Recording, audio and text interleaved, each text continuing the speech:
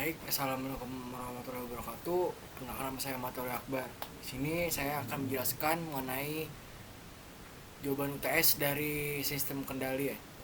Di nomor pertama itu soalnya berikan penjelasan singkat mengenai pemodelan sistem mekanik. Ada sistem translasi, sistem pegas, dan sistem peredaman. Oke, jadi untuk model sistem mekanik itu penting untuk teknik kendali karena bisa menjadi acuan untuk mendesain sistem kendali atau kontrol. Sistem mekanik translasi bergerak mendatar pada gerakannya. Pada sistem mekanik translasi bergerak sepanjang garis lurus. Sistem ini terutama terdiri dari 3 elemen dasar, yaitu massa, sistem pegas, dan dashpot atau peredam. Peralatan peredam seperti penyerap atau shock absorber untuk meredam gerakan. Jika suatu gaya diterapkan pada sistem mekanik translasi, maka gaya tersebut akan ditentang oleh gaya berlawanan karena massa, elastisitas, dan gesekan sistem. Karena gaya yang diterapkan dan gaya yang berlawanan berada dalam arah yang berlawanan. Untuk massa adalah milik benda yang menyimpan energi kinetik. Jika suatu gaya diberikan pada suatu benda bermassa M, maka benda tersebut akan mendapatkan perlawanan gaya yang berlawanan karena massanya. Gaya yang berlawanan ini sebanding dengan kecepatan benda bermassa M tersebut. Ada gambar. Sistem pegas adalah elemen yang menyimpan energi potensial dalam suatu sistem mekanik.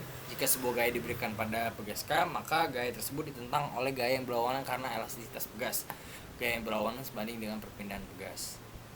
Bisa dilihat pada gambar rumusnya. Terakhir ada dashpot atau peredaman. Jika sebuah gaya diberikan pada dashpot B, maka gaya tersebut ditentang oleh gaya yang berlawanan karena gesekan dari dashpot. Gaya yang berlawanan ini sebanding dengan kecepatan pergerakan dashpot. Bisa dilihat pada gambar contohnya. Untuk nomor 2 itu soalnya jelaskan secara singkat mengenai pertama ada pemodelan sistem mekanik berdasarkan analogi listrik, kedua berdasarkan analogi tegangan gaya, dan ketiga pembandingan sistem rotasi mekanik dengan sistem listrik. Jadi untuk sistem analogi listrik sendiri, dua sistem dapat dikatakan analog satu sama lain jika memenuhi dua kondisi, yaitu kedua sistem secara fisik berbeda, dua permodelan persamaan diferensial kedua sistem ini sama. Sistem kelistrikan dan sistem mekanik merupakan dua jenis sistem yang berbeda secara fisik, maka dari itu dapat dikatakan analog satu sama lain. Ada dua jenis analog listrik dari sistem mekanik translasi, yaitu analogi tegangan gaya dan analogi arah gaya. B. Analogi tegangan gaya. Dalam analogi ini persamaan matematis sistem mekanik translasi dibandingkan dengan persamaan mesh sistem kelistrikan.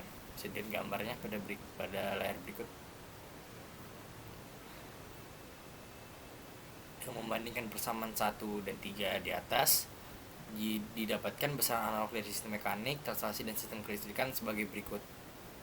Sistem translasi mekanik itu gaya, di kelistrikan itu tegangan, di mekanik massa, sistem kelistrikan induktansi, dan seterusnya seperti pada layar. Soal ketiga, sebuah blok mewakili fungsi alih suatu komponen. Blok ini memiliki masukan tunggal dan keluaran tunggal. Blok berikut menunjukkan bahwa blok ini memiliki X sebagai masukan dan Y dalam bentuk second sebagai keluaran dan G sebagai fungsi transfer.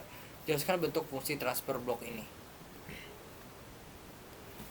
Jadi untuk yang X ini sebagai masukan, Y-nya sebagai keluaran, dan G sebagai fungsi transfer. Bisa lihat ini masuknya dari sini, dan ini transfer, dan ini keluaran.